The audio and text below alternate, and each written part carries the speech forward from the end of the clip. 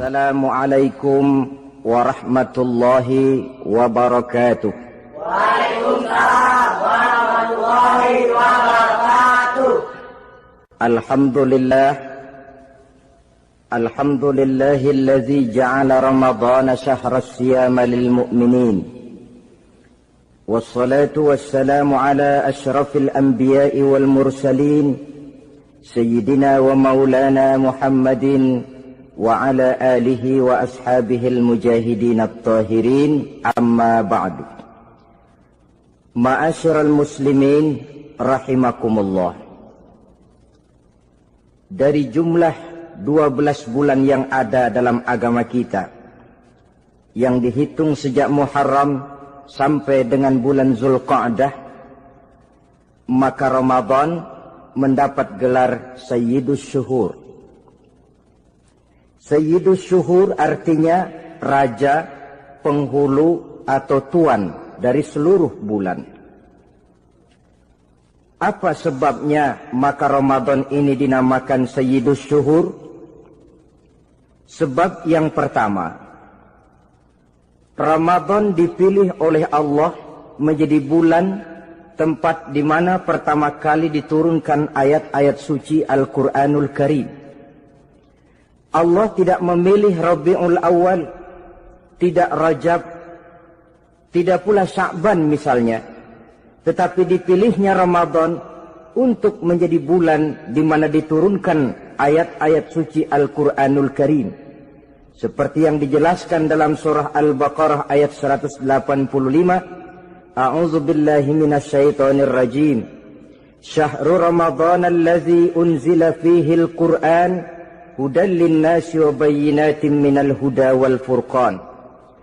Bulan Ramadan, bulan di mana diturunkan di dalamnya Al-Qur'anul Karim yang merupakan petunjuk dan jalan menuju petunjuk bagi orang-orang yang beriman. Oleh sebab itu, salah satu bentuk ibadah yang sangat dianjurkan di bulan Ramadan diantaranya ialah memperbanyak membaca ayat-ayat suci Al-Quranul Karim. Yang kedua, Ramadan disebut Sayyidus Syuhur karena di dalamnya ada satu malam yang bobotnya khairun min alfi syahr. Satu malam tetapi lebih baik daripada 1000 bulan. Itu dinamakan dengan Lailatul Qadar. 1000 bulan kira-kira 83 tahun. Nilai ibadah di malam itu lebih baik daripada nilai ibadah 83 tahun. Padahal umur orang sekarang kan jarang yang sampai 83 tahun. Bagaimana ini harus kita pahami? Ma'asyiral muslimin, sejak kita akil balik sampai kepada usia kita yang sekarang ini, kalau kita mau jujur bercermin, rasanya kita harus mengakui banyak dosa dan kesalahan yang pernah kita kerjakan. Kalau kita berbuat dosa selama 40 tahun, kemudian kita bertaubat 20 tahun lamanya, kalau menurut rumus dagang, ini kan belum tertutup. Dosa 40 tahun ditebus dengan taubat 20 tahun. Tapi haruskah dosa tidak terampuni? Allah Subhanahu wa ta'ala Maha Penyayang. Disediakannya malam-malam yang istimewa, yang punya nilai khusus. Seolah-olah Allah berkata, hai manusia, kau tidak perlu putus asa. Bagaimanapun banyak dosa kau lakukan, bagaimanapun banyak kesalahan kau kerjakan, nih, aku sediakan satu malam khairun min alfi syahrin. Lebih baik daripada 1000 bulan yang disebut dengan Lailatul Qadar. Kapan sih Lailatul Qadar itu? Menurut Al-Imamul Ghazali, Lailatul Qadar itu adanya pada 10 hari yang akhir di bulan Ramadan, terutama pada malam-malam ganjil. Malam 21, 23, 25, 27, dan 29. Tapi orang yang ingin menemukan Lailatul Qadar, dia harus sudah berjaga sejak awal Ramadan. Jadi nggak boleh pakai ilmu ngincer. Tahu ilmu ngincer? Tanggal 20 Ramadan nggak terawih, 21 terawih, 22 perek lagi, 23 masuk lagi, 24 nggak ke masjid. Temannya tanya, kenapa nggak ke masjid? Ini kan bukan malam ganjil, nggak turun Lailatul Qadar. Saya kira yang kayak begini dapatnya bukan Lailatul Qadar, boleh jadi Lailatul Qadar. Orang yang ingin menemukan Lailatul Qadar itu, dia harus berjaga-jaga sejak awal Ramadan. Inilah di antara tugas kita, memanfaatkan waktu-waktu yang punya nilai istimewa. Itu ada dalam agama. Dalam setiap minggu ada hari istimewa. Dalam setiap hari ada jam-jam istimewa. Dalam setiap tahun ada bulan istimewa. Coba, dalam setiap minggu ada hari istimewa, hari Jumat. Dalam setiap hari ada jam-jam istimewa, sepertiga malam yang terakhir. Antara jam 2 sampai menjelang fajar di kala subuh, itu saat-saat istimewa. Di samping saat istimewa, Allah pun menyediakan tempat-tempat yang istimewa. Solat di Masjidil Haram, pahalanya 100.000 kali ketimbang solat di masjid-masjid lain. Begitu di Masjid Nabawi misalnya, ini tempat yang istimewa. Lailatul Qadar waktu yang istimewa yang diberikan kepada kita untuk kita manfaatkan dengan sebaik-baiknya. Toh dalam kehidupan bernegara saja misalnya, kan pada setiap tanggal 17 Agustus itu presiden memberikan grasi ampunan kepada para entah itu tahanan politik dan sebagainya. Ada yang mendapat potongan tahanan, waktu-waktu yang istimewa. Inilah sebab kedua, kenapa Ramadan dinamakan Sayyidus Syuhur. Sebab yang ketiga, Ramadan disebut Sayyidus Syuhur karena di dalamnya nilai kebajikan berlipat ganda adanya. Satu hadis menjelaskan, "Lau ta'lamu ummati ma fi Ramadan, latamannau an takuna as-sanatu kullaha Ramadan." Andai kata umatku tahu keistimewaan apa yang ada di dalam bulan suci Ramadan, niscaya mereka ingin agar sepanjang tahun isinya Ramadan saja. Apa sebabnya? Li'annal hasanata fihi mujtami'atun. Di dalam bulan Ramadan itu berkumpul segala macam kebajikan. Wa ta'atu maqbulatun. Segala perbuatan taat diterima oleh Allah. Wa da'awati mustajabatun. Segala macam doa dan permohonan dikabulkan oleh Allah. Wa dzunuba maghfuratun. Dan segala macam dosa diampuni oleh Allah Subhanahu wa ta'ala. Berlipat gandanya nilai kebajikan yang kita kerjakan di bulan suci Ramadan. Itu sebabnya seorang muslim dalam menyambut bulan suci Ramadan penuh dengan sikap kegembiraan. Kata baginda Nabi, "Man fariha bidukhuli Ramadan, haramallahu jasadahu 'alan niran." Siapa orang yang gembira dengan datangnya bulan suci Ramadan, Allah haramkan badannya dari api neraka. Gembira menyambut Ramadan artinya bagaimana? Apa Ramadan datang terus bakar petasan? Bukan. Pukul beduk? Bukan. Apa gunanya pukul beduk kalau nggak puasa? Apa gunanya bakar mercon kalau tidak melaksanakan ibadah di bulan suci Ramadan? Gembira menyambut datangnya Ramadan dalam arti mempersiapkan diri untuk melaksanakan ibadah dengan sebaik-baiknya di bulan suci Ramadan ini. Ma'asyiral muslimin rahimakumullah. Yang terakhir, kenapa Ramadan disebut Sayyidus Syuhur? Karena di dalam bulan suci Ramadan ada perintah melaksanakan ibadah puasa. Apa istimewanya ibadah puasa?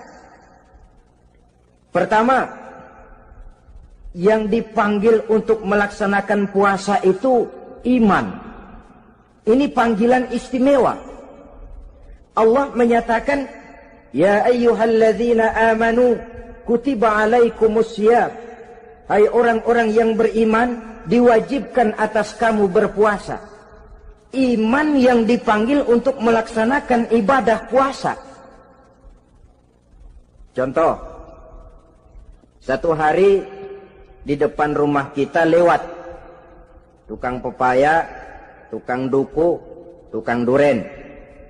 Kita panggil satu tukang pepaya. Bang, pepaya, berhenti dulu sebentar. Kira-kira yang merasa tukang pepaya berhenti enggak? Berhenti. Ini tukang duku sama tukang duren berhenti enggak? Tidak. Tentu tidak berhenti karena tidak dipanggil. Ini Ramadan yang dipanggil orang-orang beriman. Hai orang-orang yang beriman, berhenti dulu sebentar. Berhenti apa? Berhenti makan di waktu siang, berhenti minum di waktu siang. Yang merasa beriman, berhenti. Yang tidak beriman, langsung. Biar Ramadan, siang-siang, makan jalan terus, ngerokok, ngelepus terus. Kenapa? Tidak beriman, tidak merasa terpanggil oleh ayat tadi. Sekarang tukang pepaya lewat di depan rumah. Kita panggil, bang pepaya berhenti dulu. Dia dengar tapi nggak mau berhenti. Apa kita bilang? Tukang pepaya budak. Dipanggil nggak mau berhenti. Ini ada orang ngaku beriman kepada Allah. Ramadan dipanggil disuruh berhenti makan siang, nggak berhenti juga. Mukmin budak. Disuruh berhenti minum di waktu siang, nggak berhenti juga. Mukmin budak. Ini istimewanya puasa. Panggilan difokuskan kepada iman. Hai orang-orang yang beriman. Allah tidak bilang hai orang-orang yang sudah masuk Islam. Tidak. Ya ayyuhallazina aslamu. Tidak. Ya ayyuhallazina amanu yang dipanggil. Hai orang-orang yang beriman. Nilai nurani yang paling dalam itu yang dipanggil melaksanakan ibadah puasa. Lalu orang beriman yang bagaimana yang wajib puasa? Pertama, dia sudah balik. Yang kedua, berakal sehat. Yang ketiga, dia mampu berpuasa. Orang beriman macam ini, balik, berakal sehat, mampu melaksanakan puasa. Kalau cukup syarat ini, dia wajib puasa. Kurang syarat, tidak wajib puasa. Jadi kalau di bulan Ramadan ada teman kita tidak puasa, jangan heran barangkali syaratnya kurang. Cukup dalam hati saja, ini orang kurang syarat. Makanya nggak puasa.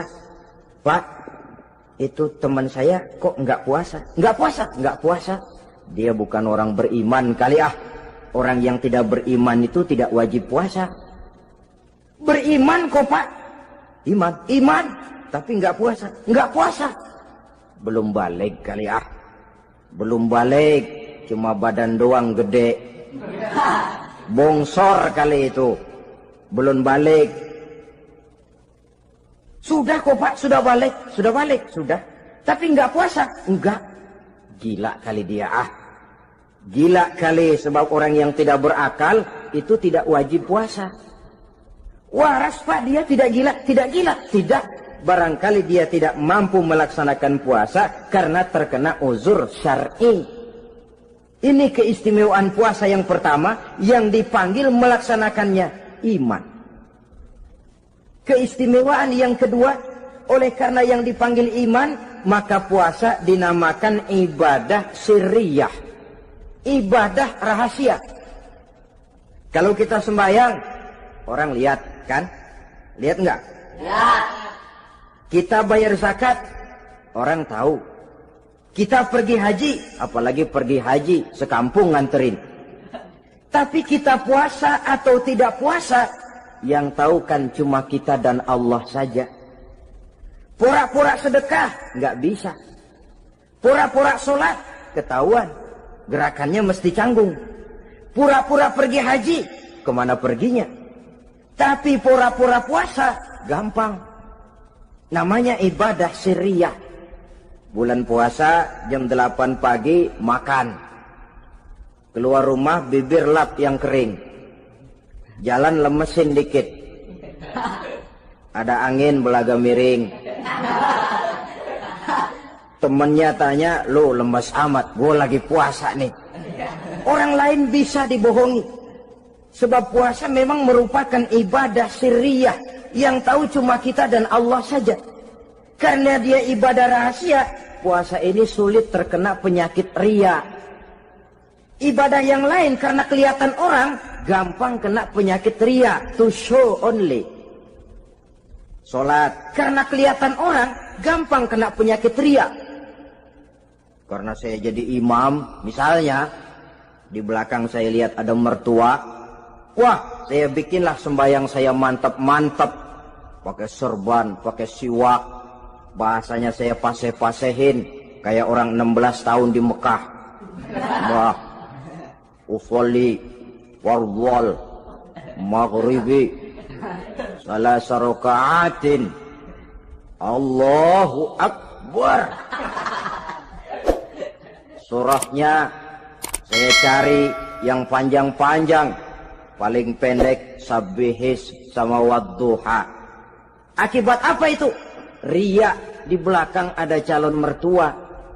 Tapi kalau sholat sendirian dalam kamar, boro-boro pakai serban dan siwak, kadang-kadang kaos kutang saja cukup. Surahnya jangan Sabbihis sampai Wadduha, langganannya Inna A'toinakal Kautsar sama Qul Huwallahu Ahad. Karena sholat terlihat orang, mudah kena penyakit riya. Sedekah pun begitu. Mulanya niatnya cuma mau sedekah 5.000, karena ada orang yang disedekahani naik 10.000, yang 5.000 sudah karena orang. Jadi ibadah yang lain itu mudah terkena riya, tapi juga mudah dinilai orang. Kita bisa saja bilang, itu orang sholatnya khusyuk ya. Kenapa? Kelihatan dari gerakannya. Itu orang hajinya mabrur ya. Kenapa? Kelihatan dari tingkah lakunya setelah pulang haji. Itu orang sedekahnya berani ya. Kenapa? Ketahuan dari jumlahnya. Ibadah yang lain bisa dinilai, tapi puasa nggak bisa dinilai. Itu orang puasanya mantap bener ya. Kenapa? Beludah melulu. Itu bukan ukuran. Itulah sebabnya dia dinamakan ibadah sirriyah, ibadah yang abstrak, yang tahu cuma si pelaksana dan Allah saja. Ini keistimewaan puasa yang kedua. Yang ketiga, saudara-saudara, kalau ibadah-ibadah yang lain, ganjaran pahalanya itu dijelaskan oleh Allah. Sedekah kalau ikhlas pahalanya begini. Haji kalau mabrur pahalanya ini. Sembahyang berjamaah pahalanya ini. Untuk puasa tidak. Puasa Allah cuma bilang as-siyamu li wa ana ajzi bihi. Puasa adalah untukku, aku yang akan membalasnya. Berapa besar balasannya tidak dijelaskan oleh Allah. Apa artinya ini? Kalau saudara kerja, mandor bilang, sampean kerja sama saya, gaji satu hari 5.000. Ketahuan kan, sehari 5.000. Kita bisa kong kaling kong, ada mandor rajin, nggak ada mandor kendor. Pokoknya sehari 5.000. Tapi kalau mandor cuma bilang, kau kerja sama aku, soal gajimu nanti aku yang atur. Tidak dijelaskan berapanya, nanti aku yang atur. Ini kan mestinya kita kerja hati-hati. Sebab apa? Mungkin gaji kita lebih besar dari jumlah 5.000 kalau kerjaan memuaskan. Mungkin tidak digaji sama sekali kalau kerjaan berantakan. Tidak dijelaskannya pahala puasa menjadi sugesti bagi kita untuk melaksanakan ibadah ini dengan sebaik-baiknya. Mungkin gaji sangat besar, mungkin tidak digaji sama sekali. Sebab kata Nabi, kam min shaimin laisa lahu min siyamihi illa al-ju' wal 'atsh. Berapa banyak orang puasa, dia tidak memperoleh apa-apa dari puasanya kecuali lapar dan haus saja. Puasa sah, kewajiban gugur, nilai 0. Tidak dapat apa-apa kecuali lapar dan haus. Jadi inilah keistimewaan daripada ibadah puasa. Saudara hadirin yang saya hormati, kemudian apa sih perlunya kita melaksanakan ibadah puasa ini? namanya syahwat. Kalau itu kita kendalikan, maka langkah hidup ini akan menjadi lurus karenanya. Benar kalau Nabi menyatakan, "Iza jaa Ramadan, futihat abwabus sama, wa ghulliqat abwabun nar, wa sufsidatis sayatin." Apabila datang bulan suci Ramadan, dibuka pintu langit, dibuka pintu surga, ditutup pintu neraka, dan diikat setan-setan itu. Siapa yang ikat setan? Puasa kita. Dengan puasa kita mengendalikan nafsu. Kalau nafsu kita kendalikan, setan nggak berkutik. Jadi yang mengendalikan nafsu itu nilai puasa. Nafsu terkendali, setan terikat. Kalau puasa, kalau nggak puasa, setannya ngebludak. Jadi jangan digambarkan, wah kalau bulan puasa setan dirantai. Rantainya kayak apa? Yang rantai siapa? Arti setan diikat di sini ialah nafsu dikendalikan. Dengan apa? Mengatur makan dan minum. Puasa kan sebenarnya logikanya mengatur perpindahan waktu makan dan minum saja. Apabila perut besar ini teratur demikian rupa, syahwat tidak menggelegak, dia terkendali. Dengan hidup pandai mengendalikan nafsu, iblis tidak berdaya dan tidak berkutik. Ma'asyiral muslimin rahimakumullah, Nabi bersabda, "La yu'minu ahadukum hatta takuna hawahu taba'an lima ji'tu bih." Belum sempurna iman kamu kalau nafsumu belum ikut apa yang aku bawa. Yang dibawa Nabi tidak lain daripada syariat, termasuk di dalamnya pelaksanaan ibadah puasa. Karena itu saya pesan kepada seluruhnya, jangan kalau puasa kayak orang ngancem. Siang bisa mengendalikan nafsu, tapi begitu maghrib berbunyi, nafsu sudah tidak terkendalikan lagi. Itu namanya puasa orang ngancem. Kayaknya, biarin siang gua tahan, ntar lo maghrib. Begitu maghrib berbunyi, sudah macam bendungan pecah. Semua isi meja pindah ke perut. Akhirnya, kalau siang dia setengah mati kelaparan, habis buka setengah mati kekenyangan. Dua-duanya jelek. Kalau sudah kekenyangan, yang enak kan ngukur balik. Tidur. Maghrib liwat, isya out, trawek boten. Temennya nyamper ke masjid yuk, trawek duluan deh, gua kenyang bener nih. Kenyang. Berbuka itu yang bagus pakai etik ya. Etika buka itu, maghrib berbunyi, cukup seteguk air, 3 butir korma atau sepotong kue. Sholat maghrib. Selesai sholat maghrib, masuk ronde kedua. Waktunya agak panjang, makan ala qadarnya. Selesai makan, berangkat ke masjid, isya, tarawih. Pulang tarawih, masuk ronde ketiga. Waktunya panjang, mau habis-habisan juga nggak apa-apa. Tapi kalau begitu maghrib berbunyi langsung dipukul 1 ronde, kita yang rubuh. Kekenyangan. Waktu siang dia sanggup mengendalikan nafsu, tapi begitu maghrib berbunyi, nafsu sudah tidak terkendali lagi. Asar pengaruh puasa tidak akan membekas dalam jiwanya. Siang jelas puasa, nggak boleh ngerokok. Begitu maghrib sampai imsak kayak lokomotif, kelebul, nggak berhenti-berhenti. Tidak lagi sanggup mengendalikan diri, mumpung boleh katanya. Sampai pernah kejadian ada orang bangun sahur kesiangan, bingung dia waktunya tinggal dikit. Mau sahur dulu nggak keburu ngerokok, mau ngerokok dulu takut nggak keburu sahur, akhirnya bareng. Sebelah nyuap nasi, sebelah ngerokok. Itu macam mana rasanya kalau sudah kayak begitu? Padahal pengaruh daripada melaksanakan puasa akan terlihat dari sejauh mana seseorang dalam hidup mampu mengendalikan nafsu. Bukan pada waktu memang dilarang, tapi pada waktu diizinkan. Di situ yang paling kelihatan. Kalau waktu siang saudara mampu mengendalikan nafsu, itu jelas saja memang seharusnya orang puasa. Malam dalam keadaan makan boleh, minum boleh, masih mampu mengendalikan nafsu. Dalam arti makan dan minum pada batas yang wajar saja. Itulah yang dikehendaki dari melaksanakan ibadah puasa. Sehingga ibadah itu membekas dan ikut membentuk kepribadian orang.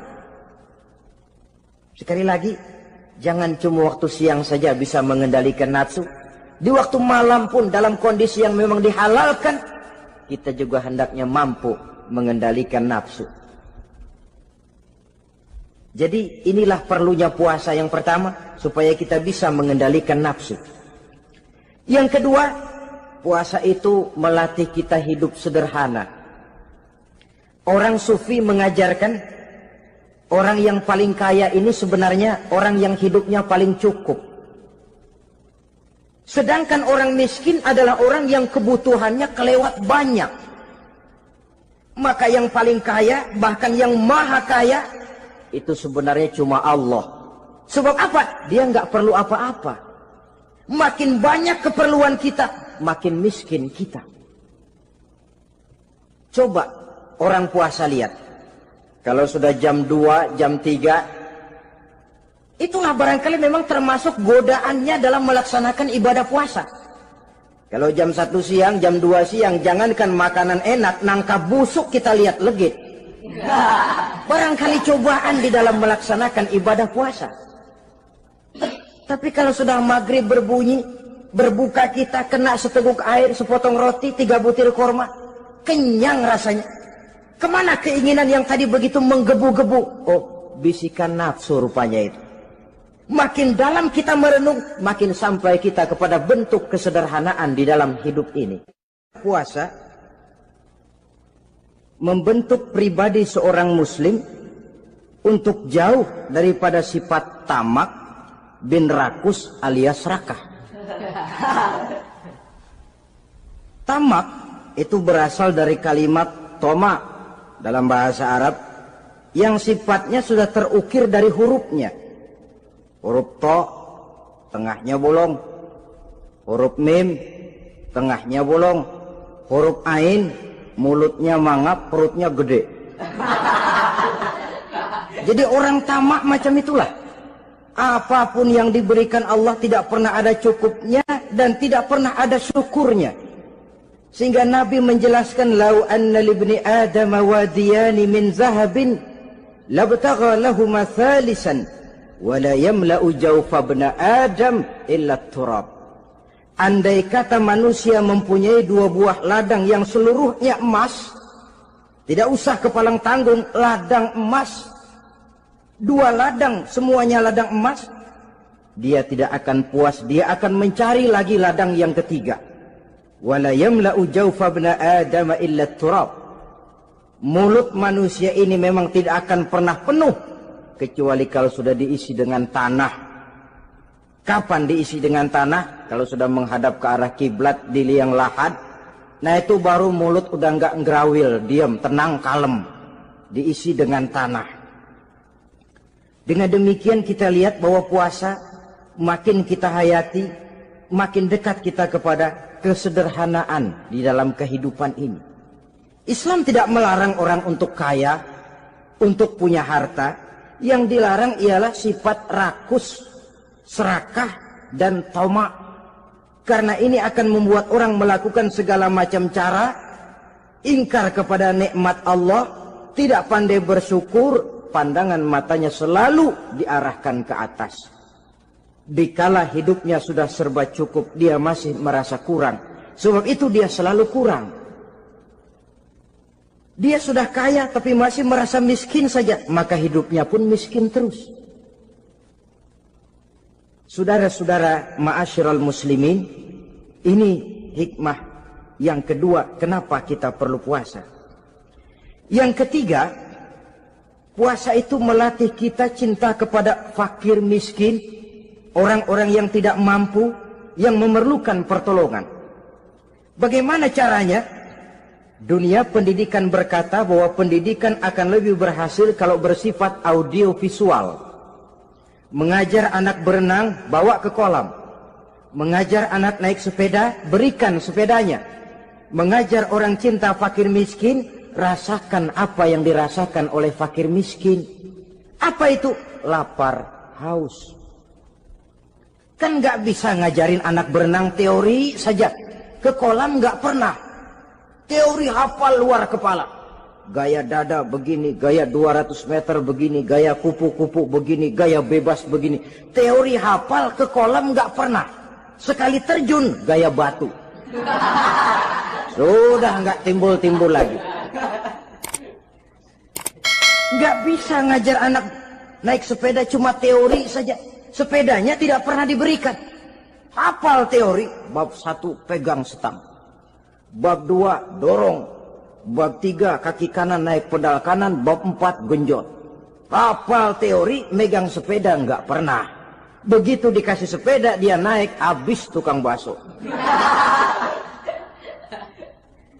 Pun mendidik orang cinta kepada fakir miskin tidak bisa cuma lewat seminar, kongres, penataran, indoktrinasi. Diadakan simposium, seminar, diskusi supaya orang cinta kepada fakir miskin, tapi yang bicara orang kenyang semua.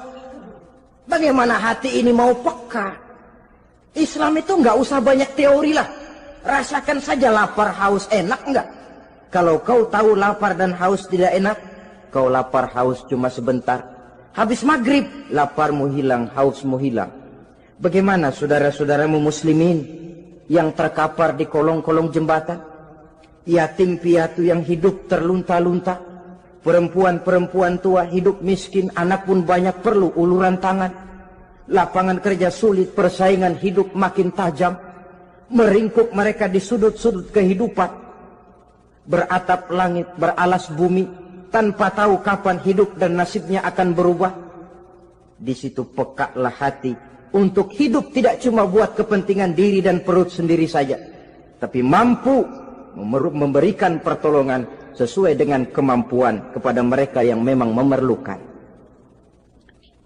Sebuah hadis menyatakan, irhamu ahlal ardi yarhamkum man fis sama. Sayangilah apa yang ada di permukaan bumi, nanti yang di langit akan sayang kepadamu. Si kaya sayang kepada yang miskin lalu menolongnya. Yang alim sayang kepada yang awam lalu membimbingnya. Yang pemimpin sayang kepada rakyat lalu melindunginya. Yang di langit akan sayang kepada kita, akan turun rahmah berlimpah, akan tercipta keberkahan dan ketenangan dalam hidup. Tapi kalau sebaliknya, yang kaya malah nyantap yang miskin, yang pemimpin malah menggilas yang rakyat, yang alim malah membodoh-bodohi orang yang memang sudah bodoh, akan terwujudlah malapetaka. Bukan rahmah yang turun dari langit, tapi azab akan menimpa kita semua. Orang yang menghayati lapar, menghayati haus, akan timbul kepekaan sosial. Hidup tidak cuma untuk diri sendiri saja, tapi mampu melihat lingkungannya. Yang keempat, kita perlu puasa untuk menumbuhkan sifat jujur dan disiplin. Coba lihat, kalau tengah hari bulan puasa, andai kata saudara masuk ke dalam kamar seorang diri, saudara kunci dari luar, lalu saudara makan, tidak seorang pun tahu. Tapi kenapa itu tidak kita lakukan? Ada semacam perasaan malu. Malu kepada Allah. Iya, orang lain tidak tahu. Iya, manusia bisa saya bohongi, tapi Allah. Atau umpamanya waktu sholat zuhur, saudara sholat zuhur di masjid, umpama ketika ngambil air wudhu, giliran ke kemur, saudara korupsi dikit aja, telan. Yang Nabi sumu tasihhu, berpuasalah kamu, badanmu akan sehat. Sebab apa? Saya katakan tadi, semua energi dihasilkan dari perut besar sini. Itu makanan yang kita makan, mulai dari keju sampai singkong, mulai dari hamburger sampai combro, masuk perut besar, digiling, lalu ditransfer ke seluruh tubuh oleh perut besar ini. Mekanisme kerjanya persis pabrik besar yang kalau kita hayati, Allahu Akbar, Fatabarakallah ahsanul khaliqin. Ini tangan supaya kuat kerja perlu vitamin apa? Kirim ke tangan. Mata supaya awas perlu vitamin apa? Kirim ke mata. Bibir supaya nggak pecah perlu vitamin apa? Kirim ke bibir. Oleh perut besar ditransfer ke seluruh tubuh. Sisanya yang nggak perlu keluar jalan belakang. Kalau perut besar ini terus-menerus bekerja, ibarat mesin diporsir, dia akan cepat rusak. Maka datang bulan Ramadan, perut besar itu jangan terlalu diporsir. Diberikan tenggang waktu istirahat. Sehingga Nabi memberikan jaminan sumu tasihhu. Berpuasalah kamu, pasti kamu akan sehat. Buktinya, orang mati kelaparan banyak, tapi yang mati karena puasa, kalau puasanya betul, nggak ada. Maka Islam itu agama yang sesuai dengan fitrah ya. Buktinya apa? Puasa wisol itu bukan saja tidak boleh, tapi haram. Puasa wisol artinya puasa nyambung. Dari pagi sampai maghrib, sampai malam, sampai besok pagi lagi terus-terusan puasa, haram. Karena itu bertentangan dengan fitrah. Islam tidak cukup dari waktu imsak sampai datang waktu maghrib. Kenapa? Menurut perhitungan itu sesuai dengan daya kemampuan maksimal manusia. Sudah diukur itu. Allah yang bikin manusia kok. Jadi kalau Allah perintah puasa, itu sudah dalam kemampuan daya tampung dari kapasitas yang dimiliki manusia. Orang mati kelaparan banyak, yang mati karena puasa nggak ada. Belum pernah saya dengar ada warta berita, sari berita-berita penting dalam siaran ini, gara-gara bulan puasa orang Islam pada mati. Nggak ada.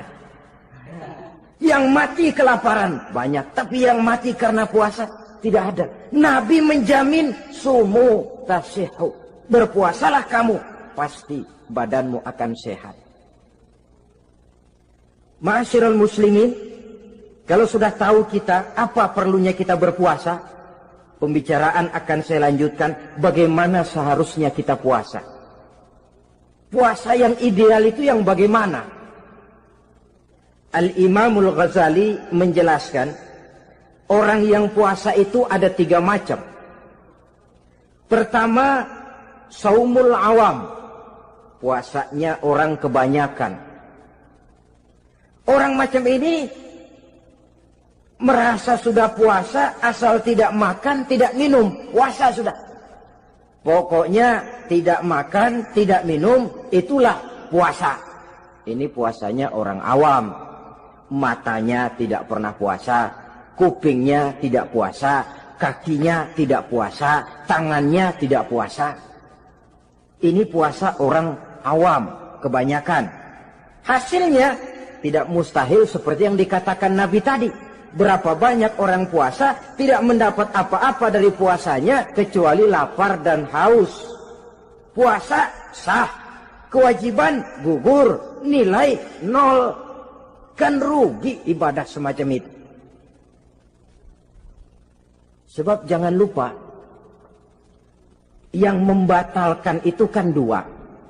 Ada yang membatalkan pahala puasa, ada yang membatalkan puasa. Bedanya apa? Kalau puasa batal, pahala jelas batal. Tapi kalau pahala yang batal, puasanya mungkin sah. Kewajibannya gugur, tapi pahala tidak ada. Kalau yang membatalkan puasa sih umumnya kita bisa jaga itu. Sebab apa? Masalahnya konkret, kelihatan. Apa yang membatalkan puasa? Misalnya makan dan minum yang disengaja walaupun sedikit. Batal. Sedikit tapi sengaja tidak mengenyangkan, batal. Mamanya pentol korek yang kecil itu. Sengaja telan waktu puasa, batal. Kan sedikit pak, nggak kenyang kok. Sengaja. Sengaja itu yang bikin batal. Tapi kalau tidak sengaja seperti lupa, itu tidak batal. Misalnya hari pertama puasa, di sembahyang subuh tidur, bangun jam 8, lupa kebiasaan, langsung aja nyerbu ke dapur. Dapat sepiring setengah, ingat. Astagfirullah, lagi puasa, betul. Setelah ingat bagaimana? Yang masih ada di mulut keluarkan, berkemur, lanjutkan puasanya, sah. Perkara sepiring setengah yang udah kadang masuk bagaimana Pak? Itu rezeki. Lawang orang lupa. Lupa itu kan jenis yang ma'fu anhu, jenis yang dimaafkan. Makan dan minum yang disengaja walaupun sedikit, batal.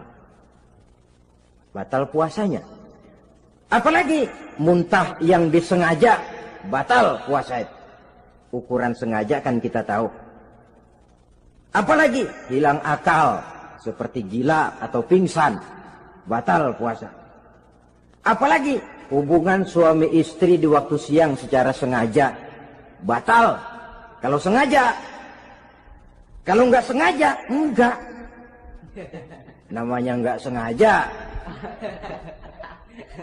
Umpamanya, saya nggak sengaja Pak, tahu-tahu udah nyampe situ, gimana?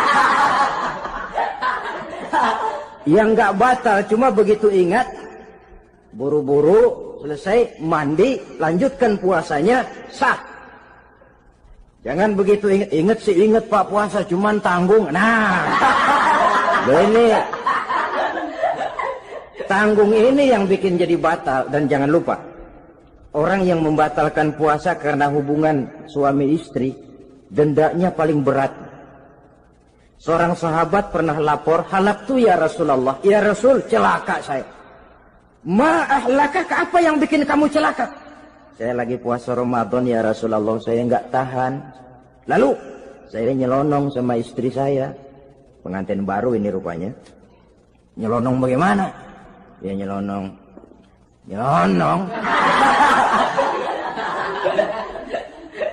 Melanggar dia, tapi jujur. Lapor. Kata Rasul, ya sudah bayar dendanya. Dendanya apa ya Rasulullah? Bebaskan budak. Aduh, saya nggak punya budak ya Rasulullah. Tidak punya? Tidak punya. Puasa 2 bulan berturut-turut. Tidak boleh diselang-seling. Syahraini mutatabi'aini. 2 bulan berturut-turut. Tidak boleh diselang-seling. Gimana? Sanggup puasa 2 bulan berturut-turut? Enggak kuat ya Rasulullah. Enggak kuat? Enggak kuat. Ramadan yang sebulan aja saya nyelonong. Apalagi 2 bulan. Kalau kau tidak kuat juga, beri makan 60 fakir miskin. 1 orang 1 mod. Ya Rasulullah. Apalagi? Jangan memberi makan 60 fakir miskin. Orang istri saya di rumah sehari masak 3 hari libur. Saya orang susah ya Rasulullah. Saya pikir lagian ya orang kebangetan juga. Sudah melarat sama larangan berani. Rasul masuk ke dalam kamar, keluar kembali bawa sekeranjang kecil kurma. Kalau kau tidak punya apa-apa, bawa pulang ini. Sedekahkan kepada orang-orang miskin di kampungmu sebagai pembayar dendamu. Ya Rasulullah. Apalagi? Di kampung saya itu yang paling miskin saya. Waduh, rusak bener ini orang. Apa marah Rasul? Beliau malah senyum. Ya sudah, kalau memang yang paling miskin kamu, bawa pulang saja itu kurma, beri makan anak istrimu di rumah. Orang ini udah melanggar larangan, dapat kurma lagi. Yang kedua, watak hukum Islam itu elastis, fleksibel, tidak kaku. Tidak kalau sudah begitu ya mesti begitu, itu tidak. Yang sering kaku kan kitanya umat Islam di dalam memahami Islam. Saudara hadirin yang saya hormati, yang tidak boleh itu pun di waktu siang. Kalau malam sejak maghrib sampai sebelum imsak, pada awal perintah puasa tidak boleh. Tapi ternyata banyak juga yang nyerempet-nyerempet. Sampai Allah turunkan, uhilla lakum lailatas siyami arrafasu ila nisaikum. Dihalalkan bagi kamu pada malam puasa bergaul dengan istrimu. Jadi barangkali di antara pendengar ini ada yang pengantin baru, tolong sabarlah di waktu siang. Tunggu maghrib berbunyi. Kalau sudah maghrib habis buka, mau buka lagi juga nggak apa-apa. Terserah saja. Ini yang membatalkan puasa. Yang kita sulit mengontrol, yang membatalkan pahalanya. Apa misalnya? Ngomong-ngomongin orang. Puasa, ngomongin orang jalan terus. Itu ya tetangga kita. Kenapa emang? Oh, anu. Kita sih bukan ngomongin orang ini. Bukan ngomongin orang katanya. Ngomongin tuyul. Anu. Bohong. Orang puasa bohong, apa puasanya batal? Tidak. Puasanya sah. Yang batal mungkin pahalanya. Saudara-saudara ma'asyiral muslimin rahimakumullah. Mata, terutama di kota-kota besar, menjaga mata ini kadang-kadang kita nggak pengen lihat tapi kelihatan. Sebab itu memang yang tidak boleh ngeliatin. Kalau kelihatan lain, kelihatan itu kan rezeki. Orang kita nggak mau tapi kelihatan. Yang kelihatan itu sebentar. Kata Imam Ali, nazaratul ula laka wa tsaniyatu alaika. Pandangan pertama untukmu, yang kedua atasmu. Jadi begitu kelihatan, ya sudah. Jangan kelihatan tapi manteng aja enggak mau. Jadi mantengnya ini yang jadi urusan. Saudara hadirin yang saya hormati, dengan kata lain, berusahalah kita untuk puasa zahir batin. Itu yang pertama tadi. Puasa tingkatnya orang saumul awam disebut. Tingkat yang kedua, saumul khawas. Puasanya orang khusus. Bagaimana ini? Di samping tidak makan dan tidak minum, panca inderanya sudah ikut puasa. Matanya puasa. Kupingnya puasa. Asal ada diajak ngomong-ngomongin orang, maaf ya, kuping saya lagi puasa.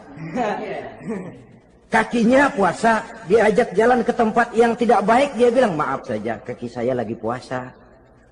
Diajak nyolong, maaf, tangan saya lagi puasa. Tidak cuma sekedar tidak makan dan tidak minum, panca inderanya sudah ikut puasa. Sekurang-kurangnya, seperti inilah puasa kita.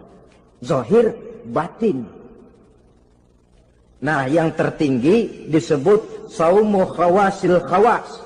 Puasa orang khusus yang lebih khusus lagi. Ini sudah the first class ini. Puasanya orang VIP. Bagaimana puasanya orang ini?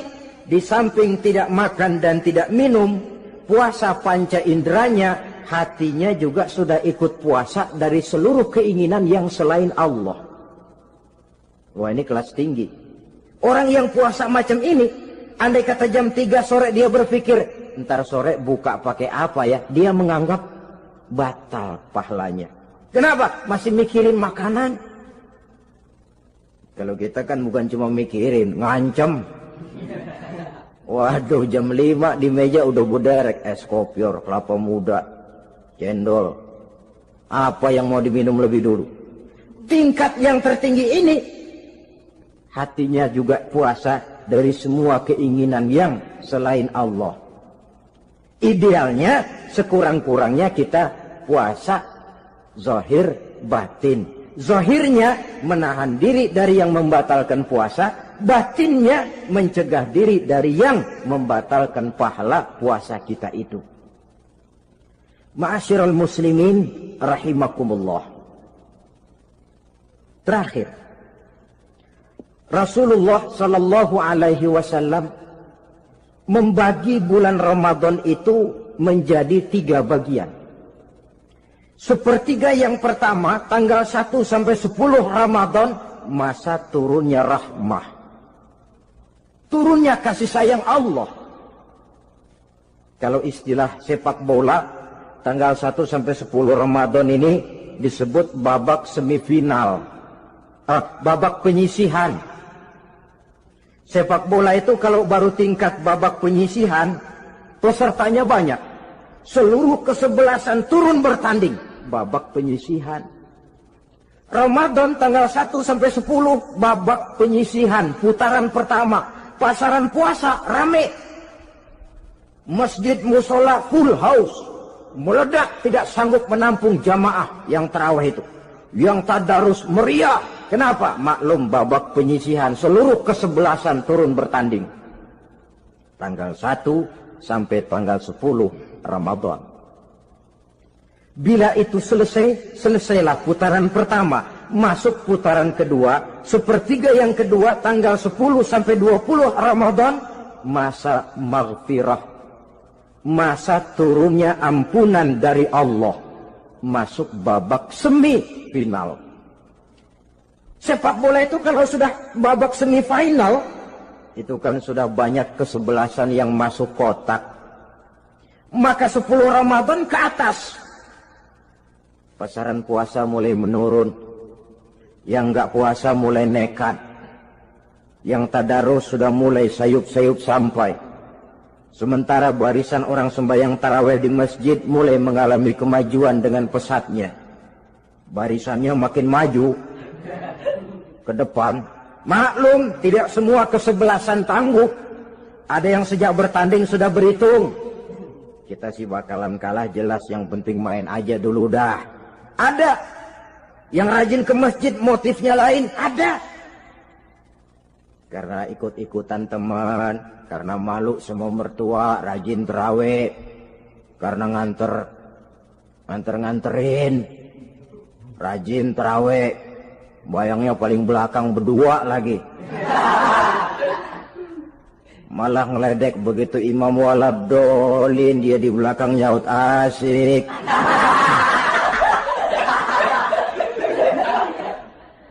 Yang kayak begini ini sudah nggak bakal tahan lama. Akan gugur di babak semifinal.